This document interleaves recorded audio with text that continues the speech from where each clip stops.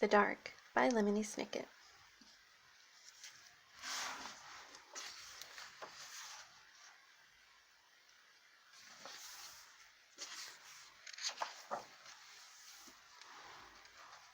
Laszlo was afraid of the dark.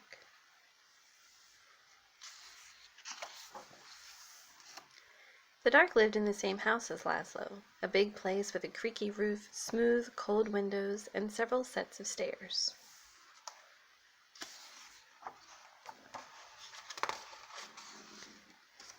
Sometimes the dark hid in the closet. Sometimes it sat behind the shower curtain.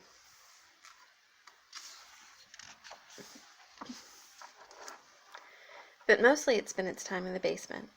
All day long the dark would wait in a distant corner, far from the squeaks and rattles of the washing machine, pressed up against some old, damp boxes and a chest of drawers nobody ever opened. At night, of course, the dark went out and spread itself against the windows and doors of Laszlo's house.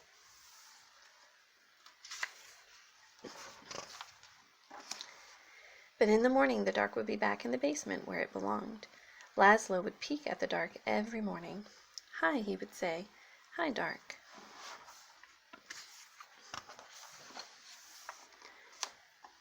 Laszlo thought if he visited the dark in the dark's room, maybe the dark wouldn't come visit him in his room. But one night...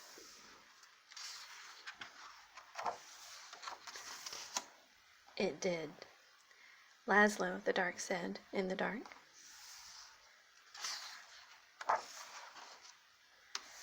The voice of the dark was as creaky as the roof of the house and as smooth and cold as the windows, and even though the dark was right next to Laszlo, the voice seemed very far away. "What do you want?" asked Laszlo. "I want to show you something," said the dark.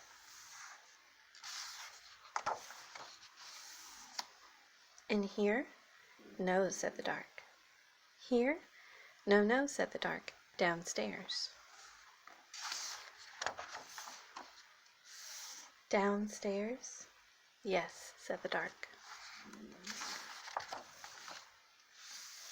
In Laszlo's living room was the biggest window in the house. Laszlo looked out at all the dark outside. Above him the roof creaked, and he closed his eyes. Now the dark was all Laszlo could see. "No, no," said the dark again. "Not there. Down here."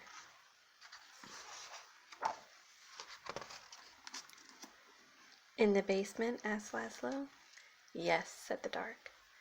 Laszlo had never dared come to the dark's room at night. "Come closer," said the dark. Laszlo came closer. "Even closer," said the dark.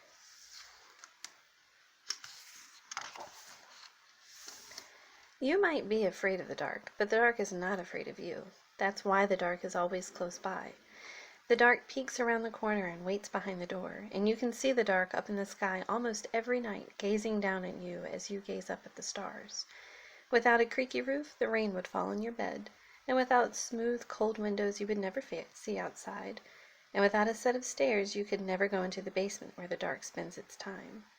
Without a closet, you would have nowhere to put your shoes, and without a shower curtain, you would splash water all over the bathroom, and without the dark, everything would be light, and you would never know if you needed a light bulb. "Bottom drawer," said the dark. "What?" "Bottom drawer," said the dark. "Open the bottom drawer." "Thank you," said Laszlo.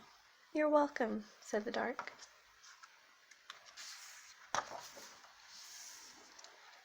By the time Laszlo got back into bed, the dark was no longer in his room, except when he closed his eyes to go to sleep.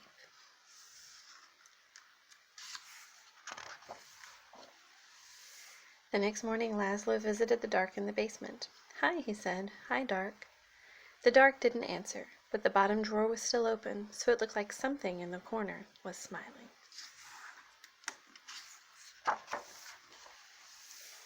The dark kept on living with Laszlo, but it never bothered him again. The end.